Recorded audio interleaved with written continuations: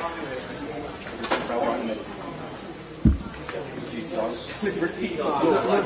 sorry. Sorry. I was saying, I don't want to crush you. Wink, it's alright. Really? You sure? No, it's sideways so you can't see.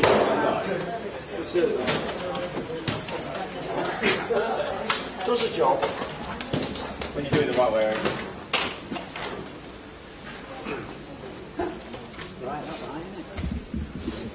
Right, ladies and gentlemen, successful first defence of his IBF World Welterweight Title.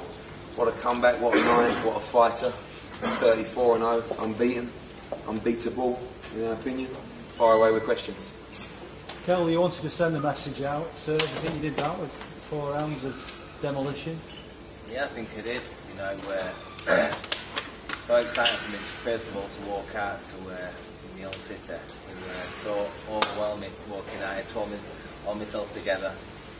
But yeah, I think you know, I showed that I'm world class tonight by stopping Jojo Dan, who's never been stopped, never been nearly stopped. You know, and that weren't the best of me. You know, I've had a long time out, and we're excited now to jump straight back on with another fight. You know, we've had a 20-week camp. You know, with the leg, we've needed it, but you know, I felt really fit in there. I enjoyed it. You know, and you know, rooting him.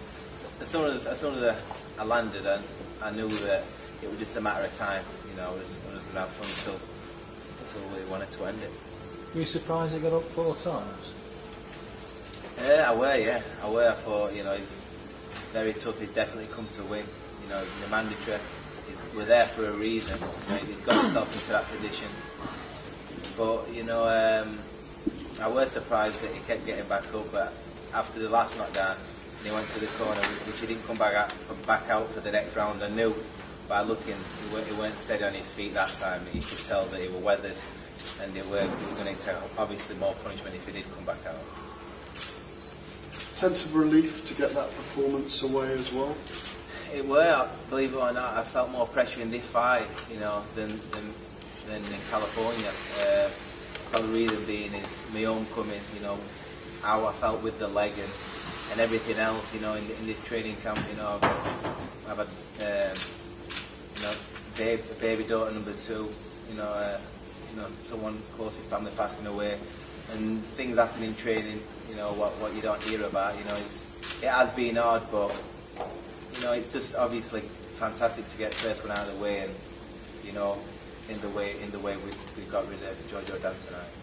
And it seemed to be there's an amazing atmosphere, an amazing crowd. Did you feel that, or were you too focused to take it all in? I did. No, I definitely felt it. You know, coming up from that lift and hearing my song and just stood there soaking it up. You know, I just thought, you know, this kid who walked into the gym at 9, you know, stood here in his own city, defending his world title in front of all these fans, packed out crowd. You know, the air was standing up on the back of my neck, and I was just absorbing it all, using it as fuel, and it was truly amazing tonight. You know, in front of the fans. You know, words can't describe getting the first one out of the way. Kell, what message do you think you've sent out to other welterweights watching tonight? You know, I'm showing that, you know, I'm a world-class fighter. I'm a level above. Jojo Dan's never been stopped. You know, and really and truthfully, the first time we put him down, if we really wanted to jump on, we could have ended him there. You know, but the fact is, you know, I'm a world-class operator. I'm unbeaten. I'm world champion, and all them other welterweights out there, you know, wanting to challenge for this belt. You know, I'm ready, and it's not going nowhere. So who do you want? You know, we all know who I really want, is to put an end to it all. Kid from Bolton. But if not, you know, there's massive fights out there. There's Marquez, Ortiz, Furman making a lot of noise. You know, he's looking good lately. You know, it's a piping hot division. The list goes on and on and on. You're going to see me in some massive fights now, and we're going to be filling arenas, no problem. So why doesn't he want the fight? No idea. You're going to have to ask him that question. Eddie Dom, any thoughts on why he doesn't want the fight on your card? Well, when you're offered the biggest payday considerably of your career, the biggest payday considerably that's available to you, and a shot at the world title, and also give the British public what they want, and yet you still don't want to entertain negotiations, well, what do you think? It's all down to respect. Yeah, Kell ain't got enough respect for him, and that's why he won't take the fight. But like I say, fighters earn the respect in the ring, and you know, after they've had that fight, if they have that fight, if Amir Khan beats Kell Brook, you know, Kell Brook will give him plenty of respect, and that's probably the only way he's going to get it, and vice versa. So you know, put everything to one side. You know, if Amir Khan's the man that he says he is, and he's a level above Kell Brook, you know, he should fight Kell Brook. It's not a fight, I don't think, that Kell's going to go chasing after for too long, because it'll come round one way or another. I think Amir Khan, sooner or later, will have to fight Kell Brook, because there'll be no other place to go. You know, by that time, Kell Brook might have moved on to bigger and better fights. To be honest, I think 3 or 4 weeks ago, we kind of put a line under that fight. You know, we talk about it, everyone wants to talk about it, we love the fight, we call it out, but realistically, we're moving on, because it's not happening. So many roadblocks. And, you know, it's what's the point of hanging around for the fight when he can fight Marquez, Rios, Thurman? He's got the belt, he can fight anyone he wants, so no disrespect to it, we'd love the fight. If he wants to call up tomorrow, we'll take it in a heartbeat, but we have to move on and do what's right for Kell. Don, what did Kell show you tonight? Well, like I say, you know, if you think where it all started in California, winning the belt, 3 weeks later, death's door, and then pulling himself back, he is realistically a remarkable human being, in it, because, you know, nobody was there when it happened, but I asked him after that happened, and I said, you know, what was going through your mind? He thought, this is it, I'm dead. And then he thought, no, I'm a fighter. Climbed off the floor in true style and pulled himself back round. Not only did he pull himself back round, he's gone through a hard training camp, which is in total, actually, from rehabilitation to this fight, has actually been nearly 7 months. And it's been boring, it's been like Groundhog Day, it's been frustrating, he's taken his frustration out on everybody. But finally we've got to this point, and it's all worth it when you get to this point. And he made easy work of that fight, 4 rounds, easy work. You know, realistically, that kid should have, you know, got through at least 12 rounds with Kell Brook. But the way he's trained, the way he's put himself through it, you know, I think Kell vented his frustration with Jojo Dan tonight. And, you know, I'm saying to him, don't try banging him out in 1 or 2 rounds. Take your time, get your shots going, it'll come easier. And he had him down 3 or 4 times, and he kept climbing off the floor. But eventually, you know, he just succumbed to too much punishment, and I think it was the right decision in the first place, and it's a great performance. Final one from me.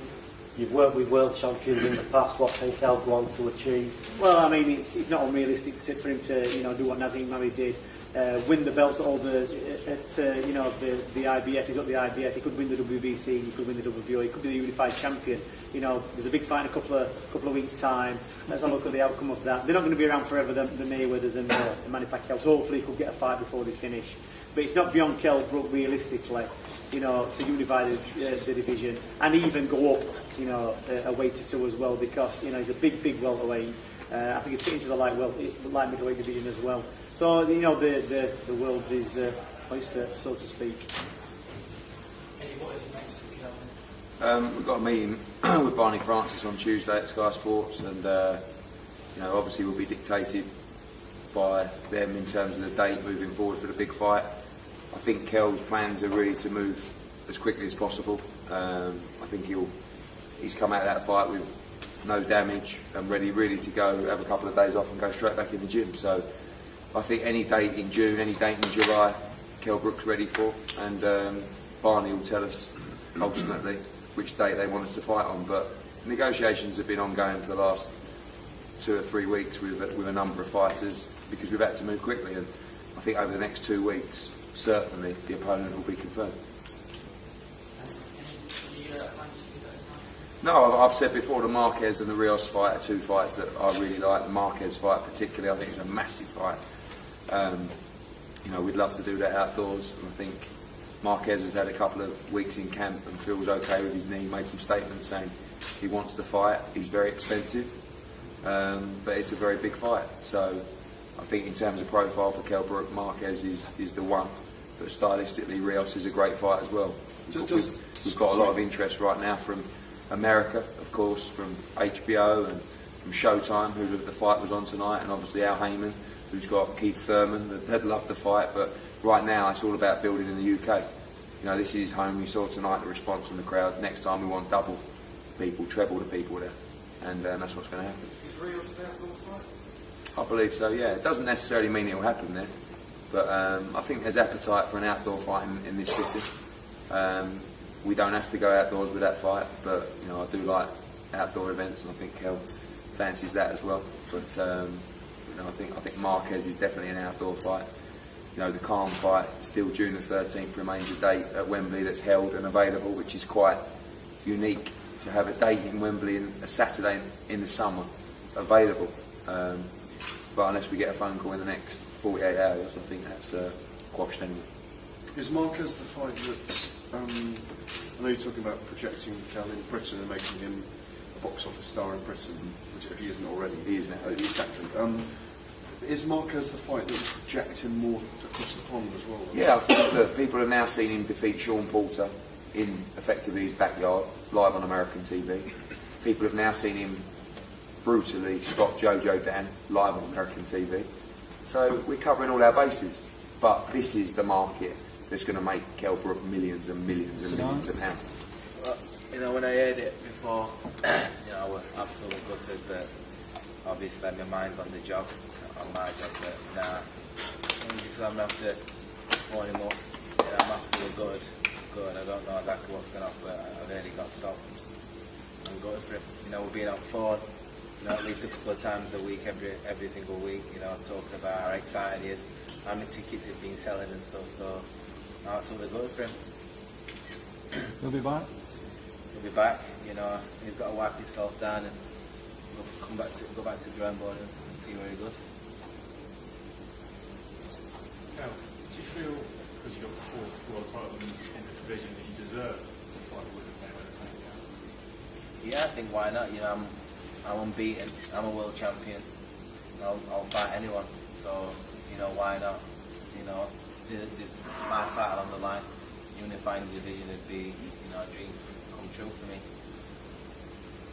When I sat in Kell Brook's living room years ago before we signed him, his dad said to me, "You know, my son's going to beat Mayweather, don't you?"